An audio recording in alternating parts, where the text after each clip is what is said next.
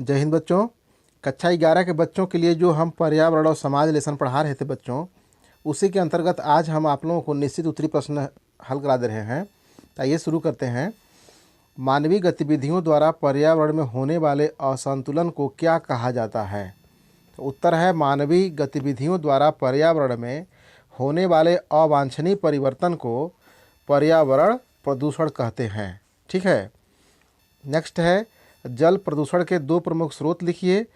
तो अपशिष्ट या जहरीले गौण उत्पाद तथा कृषि कीटनाशक दवाएं जल प्रदूषण के दो प्रमुख स्रोत हैं। नेक्स्ट क्वेश्चन है, प्रदूषण के दो प्रमुख वायु प्रदूषण के दो प्रमुख स्रोत बताइए। उत्तर है, कारखानों से निकलने वाला धुआं तथा ऑटोमोबाइल से निकलने वाली गैसें वायु प्रदूषण के दो प्रमुख स्रोत हैं। ठीक है। अगला प्रश्न है, जल प्रदूषण का एक प्रभाव बताइए। तो प्यारे बच्चों, जल प्रदूषण बहुत ही भयानक प्रदूषण होता है। जल प्रदूषण से आर्सेनिक कैंसर हो सकता है, टाइफाइड हो सकता है, हैजा एवं पीलिया जैसी तमाम बीमारियां हो सकती हैं। नेक्स्ट है, भारत में राष्ट्रीय पारिस्थितिकी बोर्ड की स्थापना किस वर्ष हुई थी? उत्तर है, भारत में राष्ट्रीय पारिस्थितिकी बोर्ड की स्थापना सन 1981 ईस्वी में की गई थी। अगला है, भारत में पर्यावरण और वन्य जीवन मंत्रालय की स्थापना कब की गई? तो उत्तर है, भारत में पर्यावरण और वन्य जीव मंत्रालय की स्थापना सन 1985 ईस्वी में की गई थी। ठीक है बच्चों।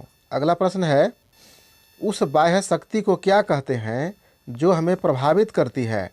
तो उत्तर है बच्चों, उस बाह्य शक्ति को पर्यावरण कहा जाता है, क्योंकि पर्यावरण ही वह चीज़ है जो समस्त मानव जीवन को प्रभावित करती है। ठीक है।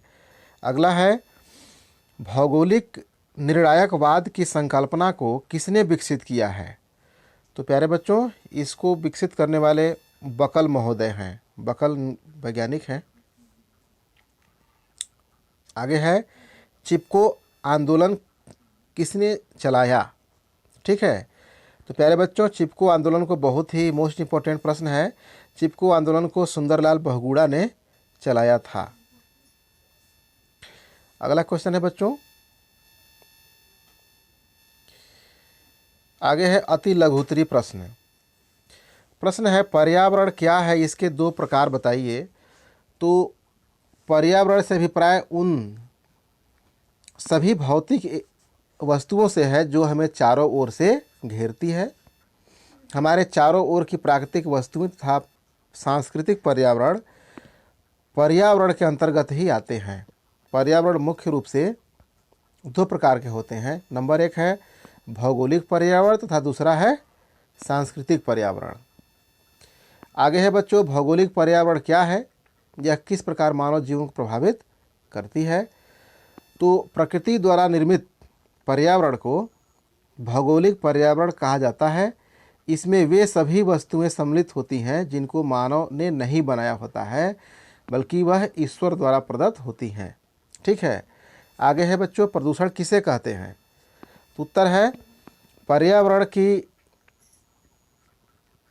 लय एवं संतुलन में होने वाले अवांछनीय परिवर्तन को जो मानव जीवन के लिए हानिकारक होते हैं अथवा जीवनदायिनी शक्तियों को नष्ट करते हैं, उसे प्रदूषण कहते हैं। अगला है बच्चों, पारिस्थितिकी निर्धारणवाद क्या है? पारिस्थितिकी निर्धारणवाद क्या है, इसका विचारधारा क्या है? तो यही जानते हैं, पारिस्थितिकी निर्धारणवाद वह विचारधारा है जो सभ्यता के विकास की संभावनाओं में पर्यावरण को मूल कारण मानती है। इस विचारधारा के अनुसार पारिस्थितिकी सभी घटनाओं को नियंत्रित करता है। आगे है बच्चों, प्रदूषण के प्रमुख दो सामाजिक प्रभावों को लिखिए। तो उत्तर है, प्रदूषण मानव तथा अन्य जीवों के जीवन चक्र पर हानिकारक प्रभाव डालता है, अतः यह मानव तथा समाज दोनों के लिए हानिकारक है। तो क्या है, देख लेते हैं। मानव के जीवन स्तर पर प्रभाव और दूसरा है प्राणियों के खाद्य पदार्थों में कमी। ठीक है। आगे है बच्चों लघु उत्तरीय प्रश्न। तो लघु उत्तरीय प्रश्न को हम अगले दिन इसको सॉल्व करा देंगे। ठीक है बच्चों, तो आई होप आप लोगों को यह प्रश्न पसंद आया होगा। तो प्यारे बच्चों, मिलते हैं नेक्स्ट वीडियो लेक्चर में। ठीक है बच्चों, और सूचना आप लोगों के लिए है कि प्लीज़ चैनल को सब्सक्राइब कर लीजिएगा। सब्सक्राइब करने का फ़ायदा सिर्फ आपको ही होगा। सबसे पहले वीडियो मेरा आपको मिलेगा, किसी को मिले अथवा ना मिले आपको मिलेगा। ठीक है बच्चों, इसलिए आप इसको ध्यान में रखिए और सब्सक्राइब कर लीजिए और चैनल में जुड़ जाइए। ठीक है, और जो बच्चा अब तक कक्षा 11, 12 और 9, 10 के बच्चे अभी तक चेक लिस्ट पर साइन नहीं किए होंगे, आकर अपना स्कूल में साइन कर लेंगे। ठीक है बच्चों, तो चलते हैं। ओके, जय हिंद।